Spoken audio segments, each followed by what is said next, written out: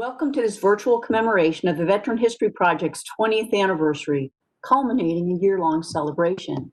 I'm Karen Lloyd, the director of the Veterans History Project and a retired Army aviator. I'm also the daughter, sibling, and widow of veterans. The Veterans History Project has come a long way from the glint in the eye of Representative Ron Kind and all the members of the 106th Congress who unanimously signed the enabling legislation into an archive of over 111,000 voices strong.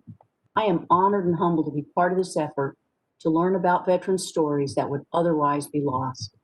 The Veterans History Project collects, preserves, and makes accessible the stories of U.S. military veterans who served from World War I through the current conflicts, so that future generations may hear directly from them and better understand their selfless service. Their stories are our stories, the stories of our nation, told by those who were witness to historic events, whether in a foxhole, cockpit, ship deck, mess hall, or just at a desk. When the Veterans History Project receives a veteran's story, it is preserved and archived so that researchers, authors, filmmakers, documentarians, family members, and the general public can access it, learn from it, and use it to inform their work. Through ongoing digitization efforts, there are more than 7,000 hours of audio and 9,000 hours of video available online, along with letters, photographs, memoirs, journals, and diaries, even two-dimensional artwork. The project is every veteran's opportunity to leave their imprint to enrich the historical record. By participating, they ensure that history reflects their story and how their service impacted their life. Our collection is the people's collection, primarily from veterans ranging from private to captain, where I would suggest the real stories are. Veteran stories broaden and deepen our collective understanding of our shared history. As so eloquently noted by author Jonathan Clements, historical accounts have an inevitable bias towards civilizations who leave a footprint. The project is also an opportunity to explore the riches of a different kind of service by listening, really listening to the veterans in our lives and our communities, and then ensuring especially future generations will hear them. While it is easy to focus on the importance of veterans having an opportunity to tell their story, I believe two other essential components this project creates are the sense of purpose listening with intent provides and participating in a collective effort that ensures access to this monumental body of work. From a Danish medical study that shows our brains light up when we listen to someone telling their story, to a recent American study that concluded listening to a personal narrative actually lowered a patient's blood pressure, the evidence is growing about the power of listening. Now imagine harnessing that to better understand our nation, our culture, and each other. Thank you for choosing to be with us today as we explore some of these themes. Congratulations to you for all you have done and will continue to do to ensure the voice of your veteran is heard, because their stories are our stories. Hello, my name is Franklin Tootle, and I served in the United States Air Force back in '89. I joined the Air Force back in '89, and I served for 8 years. And I had the opportunity to be a part of the Desert Storm, and I got out of the Air Force. For about 11 years, I stayed out, and I rejoined the Navy in 2005. And I stayed in the Navy 9 years. And in 2008, 2009, I served in Iraq. I was over there a year, and I had an opportunity to, I was in the combat area. My career field was, I was an intel analyst. So I saw a whole lot during that time, during that year of being over there. When I left Iraq, the song that I actually wrote with me and Jim, it's really about me being on the airplane and what I felt, as I was leaving Iraq, and just how it felt like a weight was being released.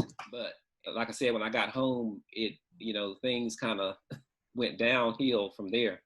And I started having, issues with, still feeling like I'm over there because I'm on alert, and I'm, you know, up checking the windows and checking doors, and just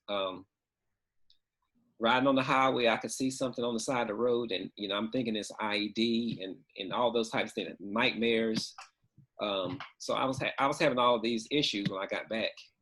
So and, you know, I started going to the VA in Durham, and I got, you know, a lot of help there. But anyway, I heard about the Operation Song through my therapist, Jillian, and she had to do a little bit of pushing to get me to go. But, you know, I agreed to go, and you know, it was something that changed my life. You know, it really changed my life because, you know, I had an opportunity to share my story with the songwriter, and him and I put our heads together, and we rewrote the song. You know, just wanting people to understand that, you know, PTSD is real. It is real among veterans, and, you know, giving people hope that we can continue to fight this, and you know, we can get through this. I've gotten involved with a songwriting group now, so I'm continuing to write and to, you know, write songs, which is, you know, like I said, it's been another avenue in the healing process from PTSD. Hi, my name is Jim Collins. I'm a professional songwriter here in Nashville, Tennessee. My good friend Bob Regan called me and asked me if I'd participate in a program called Operation Songs, which pairs veterans up with songwriters, and we try to tell their stories through music. I was lucky enough to work with a gentleman by the name of Franklin Tootle. Frank spent time in Iraq, and we talked a lot about that. And we also talked about all the things he's been dealing with since he got home. It was my honor to write this song with Frank, and I hope you like it.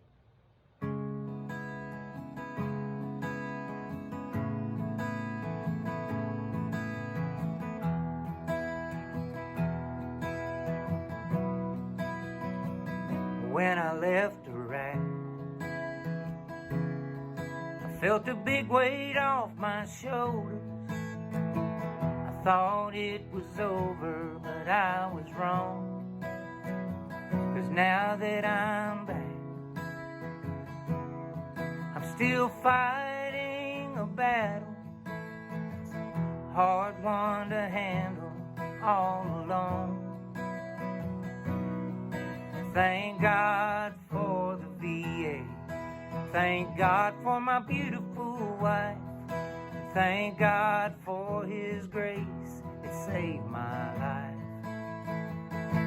I may be home, but I'm still over there.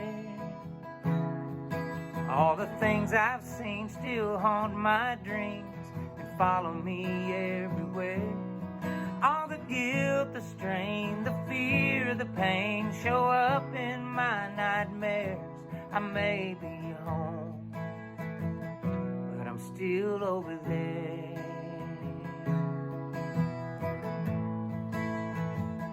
PTSD,